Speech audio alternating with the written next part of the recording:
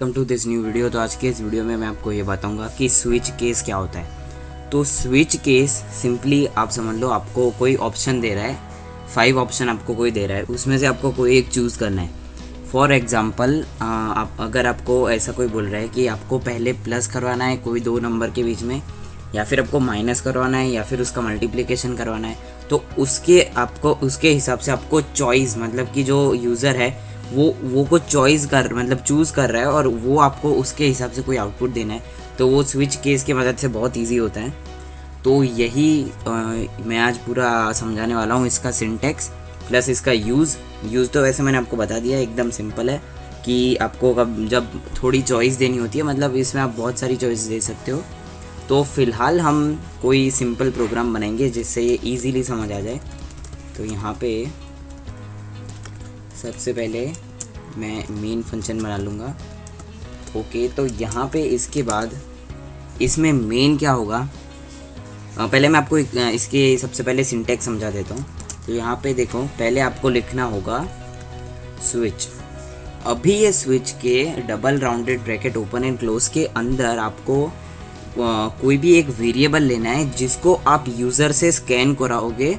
मतलब जो केस, मतलब समझ लो आपने 5 ऑप्शन दिए हैं यूज़र को, उसमें से आप समझ लो 1 to 5 ऐसा उसके मतलब ऑप्शन है समझ लो।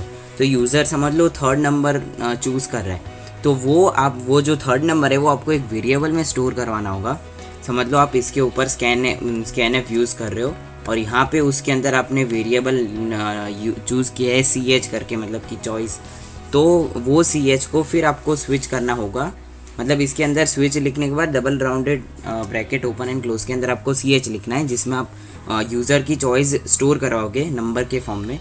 और बाद में डबल करली ब्रैकेट ओपन एंड क्लोज के अंदर आपको यहाँ पे केस लिखना है। मतलब कि यहाँ पे केस समझ लो आपने ऑप्शन दिए 1 to 5, मतलब कि आपने ऑप्शन दिए 1 2 3 4 5 करके, और उसमें आपने कुछ भी यूज़र को दिया है कि आपको 1 चूज़ करना है तो ये होगा, 2 चूज़ करना है तो ये होगा। तो वैसे आप समझ लो अपने 1 to 5 दिए हैं, तो उसमें आपको सबसे पहले केस 1 बनाना है यहाँ पे। उसके बाद यहाँ पे आपको कुछ भी कंटेंट लिखना है जो आप चाहते हो यहाँ पे, और यहाँ पे आपको प्रिंटएफ या जो भी कराना है वो, मतलब आपको कंटेंट लिखना है। बाद में आपको इधर सेमीकोलन लगा के लास्ट में आपको ब्रेक यूज़ करना है। ये ब्रेक कंपलसरी नहीं है। देखो, अगर आपका कोई ऐसा प्रोग्राम है जिसमें आपको समझ लो यूज़र कुछ एक चूज़, समझ लो कोई चॉइस चूज़ कर रहा है, उसके बाद के सारे ऑप्शन आपको मतलब आउटपुट में देने, या तो ऐसा कुछ है, तो अगर आप ब्रेक यूज़ नहीं करो तो मतलब वो इधर केस ब्रेक नहीं होगा। वो मैं समझाऊंगा कैसे होता है। यहाँ पे समझ लो आपने 5 केस दिए हैं, तो आप यहाँ पे केस स्पेस करना बहुत ज़रूरी है, नहीं तो वो केस ही नहीं मतलब होगा। और उसके बाद आप समझ लो ऐसे ही करके मैं यहाँ पे इधर से ही कॉपी कर लेता हूँ फ़िलहाल तो। ओके, तो यहाँ पे 5 हम केस दे रहे हैं फॉर एग्ज़ाम्पल। तो यहाँ पे 4 तो हो गए, और 5th वन, और यहाँ पे हम नंबर्स भी चेंज करने पड़ेंगे हमें। यहाँ पे 2, ये 3, ओके सॉरी, यहाँ पे, और फिर यहाँ पे ये 4th, और ये 5th। तो यहाँ पे हमने जो है 5 केस दे दिए। इसके अंदर आपका जो कंटेंट है वो इधर ही आ जाएगा। मतलब एक आपको सिंपली थोड़ा एक टैब देना है, या तो फिर उसके नीचे ही आप लिखो वो तो भी चलेगा। तो वो देने के बाद आपको इसके नीचे इधर ही डायरेक्ट लिखो तो भी चलता है, लेकिन अगर आप टैब मतलब दे के लिख रहे हो यहाँ पे तो थोड़ा सही लगता है। मतलब लगता है कि यहाँ पे केस के अंदर का कोई अपने कंटेंट दे रखा है।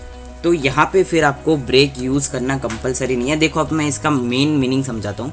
फॉर एग्जांपल आप यहाँ पे स्कैनएफ यूज़ कर रहे हो, और बाद में यहाँ पे आप %d करके समझ लो CH आपने जो लिया था वो स्कैन करवा रहे हो यूज़र से। मतलब उसकी जो भी यूज़र एंटर करेगा, जो भी उसको ऑप्शन चाहिए वो एंटर करेगा, वो सीधा CH में स्टोर हो जाएगा यहाँ पे।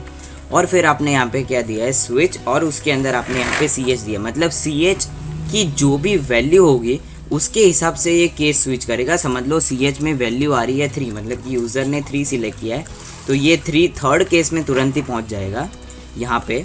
और ये फिर यहाँ पे आपने जो कंटेंट दिया है वो कर देगा। और यहाँ पे अगर आपने ब्रेक दिया है तो सिंपली यहाँ पे ब्रेक आपने दिया होगा तो तुरंत ही वो सीधा यहाँ पे ब्रेक समझ के, मतलब कि एक समझ लेगा कि यहाँ पे केस ख़त्म हो जा रहा है, और वहाँ पे सीधा बाहर निकल जाएगा प्रोग्राम के, स्विच केस के। तो फिर आपको समझ आ गया क्या हो रहा है। और अगर मैंने आपको बता दिया अगर आपको ब्रेक यूज़ नहीं करना है, फॉर एग्जांपल यूज़र दे रहा है 1 उसको चॉइस नंबर 1 वो चूज़ कर रहा है, तो उसमें क्या होगा, फिर समझ लो आप यहाँ पे ब्रेक नहीं देना चाहते हो, तो अगर आप यहाँ पे ब्रेक नहीं दोगे, फॉर एग्जांपल यहाँ पे ब्रेक आप नहीं दे रहे हो, तो क्या होगा, केस 2 पे सीधा वो जंप करेगा, मतलब उसके बाद के जो भी केस है वहाँ पे वो चला जाएगा, फिर यहाँ पे जो भी है वो कंटेंट आपने दिया है वो रन कर देगा, और फिर यहाँ पे इनकेस ब्रेक आया तो वहाँ ब्रेक हो जाएगा, और अगर वहाँ भी नहीं आएगा, यहाँ भी नहीं आएगा, तो अगर आपने 5th में सिर्फ ब्रेक दिया तो सिर्फ सीधा 5th में ब्रेक होगा, मतलब कि केस 1 2 3 4 डायरेक्टली रन होते जाएंगे।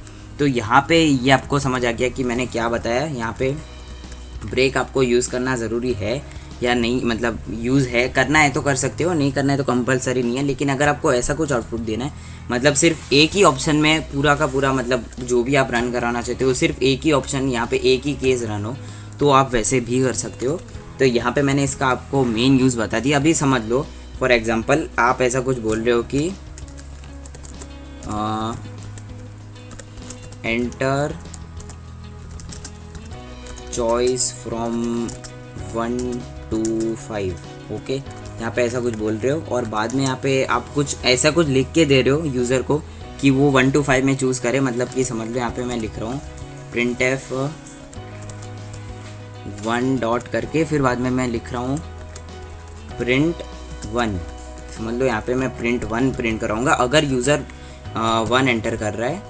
ओके सॉरी, यहाँ पे मेरे को असल में देना था सिंगल इन्वर्टेड, मैंने दे दिया डबल में। ओके, तो यहाँ पे print 1 ये लिख दिया, तो सिंपली यूज़र समझ जाएगा कि क्या हम कर रहे हैं यहाँ पे। ओके, उसके बाद यहाँ पे मैं इसी को कॉपी कर देता हूँ, और फिर बाद में मैं इसको ही बार बार पेस्ट करके, मतलब 1 2 3 ऐसे कर दूँगा।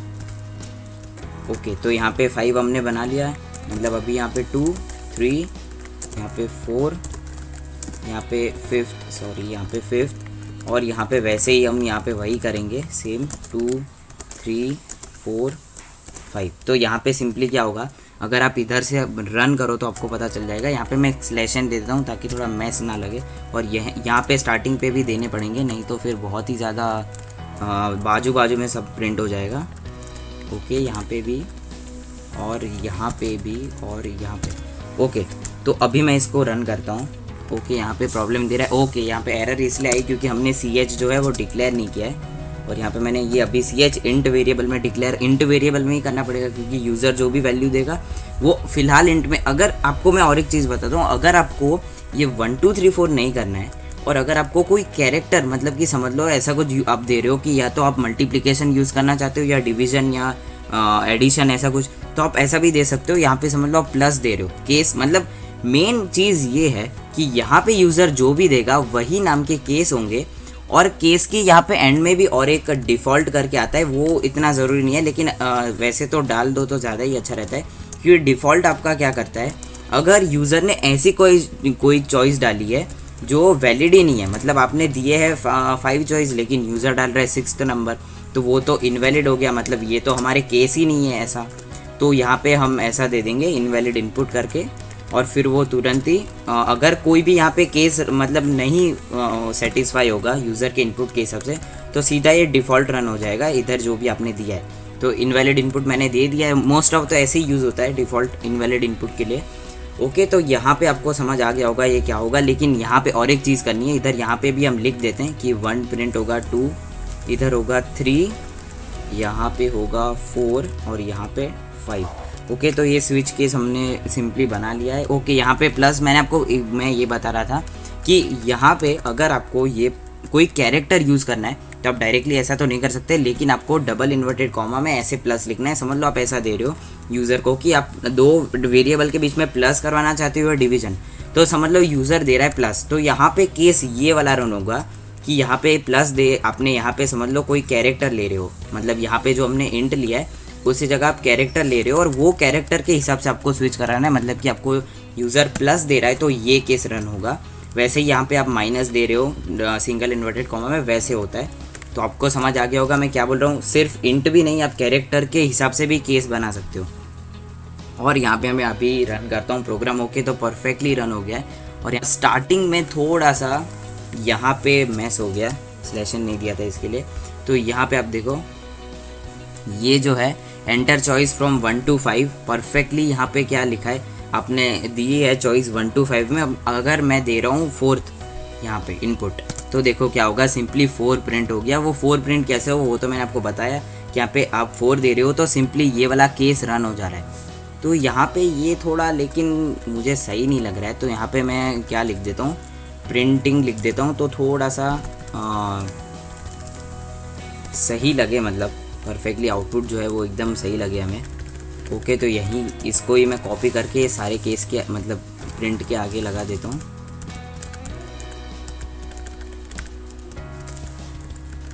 तो थोड़ा सही लगे। ओके, और यहाँ पे स्लैशन भी एक डाल देता हूँ क्योंकि वो भी ज़रूरी है, नहीं तो सब साथ साथ में बाजू बाजू में, वैसे बाजू में तो नहीं होगा, हम एक ही इनपुट ले रहे हैं, बहुत सारे तो नहीं ले रहे। ओके, तो यहाँ पे आप देखो अभी आप सिंपली चॉइस पूछा, अभी समझ लो मैं डाल रहा हूँ 3, तो देखो क्या हुआ, प्रिंटिंग 3। मतलब आपको समझ आ गया क्या हो रहा है। यहाँ पे हम एक सिंपली स्कैन करवा रहे हैं, वो वेरिएबल में जो वैल्यू स्टोर होगी उस हिसाब से यहाँ पे केस स्विच होंगे। समझ लो 3 डाल रहे हो आप यहाँ पे, तो यहाँ पे 3 आ जाएगा। लेकिन और एक चीज़, अगर मैं कुछ गलत इसमें वैल्यू डाल रहा हूँ, समझ लो यहाँ पे मैं डाल रहा हूँ 6 जो कि हमारे केस में है ही नहीं, तो देखो क्या हुआ, इनवैलिड इनपुट। मैंने आपको बता दिया डिफ़ॉल्ट इसके लिए यूज़ होता है कि अगर आपको सिंपली कोई गलत इनपुट दे रहा है तो यहाँ पे आप डिफ़ॉल्ट सीधा प्रिंट हो जाता है। मतलब कि कुछ नहीं, ये सब में कोई केस रन नहीं हुए, ऑप्शनल है। यहाँ पे इफ एल्स जैसा है, अगर इफ़ ऐसा समझ लो कि इफ़ ये केस में से कोई भी रन नहीं हो रहा है तो यहाँ पे ये डिफ़ॉल्ट प्रिंट होगा, नहीं तो फिर डायरेक्टली अगर होगा तो फिर सीधा केस ही रन होगा, नहीं होगा तो सिंपली डिफ़ॉल्ट प्रिंट हो जाएगा। तो ये मैंने आपको सिंपली बता दिया। और एक चीज़ ब्रेक का मैं बताता हूँ यहाँ पे परफेक्टली समझाने के लिए। तो यहाँ पे समझ लो मैं ब्रेक यहाँ पे हटा दे रहा हूँ, यहाँ पे भी हटा दे रहा हूँ, यहाँ पे भी इसको हटा दे रहा हूँ, और यहाँ से भी, और सिंपली 5th में ब्रेक डाल रहा हूँ। अभी देखो क्या होगा, समझ लो मैं इसके इनपुट में 1 डाल रहा हूँ, तो देखो क्या हुआ, प्रिंट 1 2 3 4 5 सीधा पाँचों के पाँचों केस रन हो गए। मतलब जिधर ब्रेक आएगा तो केस तुरंत उधर ही समझ लो ब्रेक हो जाएगा, मतलब उधर ही केस मतलब ख़त्म हो जाएगा, फिर सिंपली स्विच केस ये बाहर आ जाएगा। लेकिन अगर आप यहाँ पे ऐसा कुछ इनपुट दे रहे हो कि समझ लो यहाँ पे मैं दे रहा हूँ फिलहाल 3, तो 3 के बाद के जितने भी केस हैं, मतलब जिधर तक ब्रेक नहीं आ रहा है उधर तक के सारे आउटपुट यहाँ पे प्रिंट हो जाएंगे।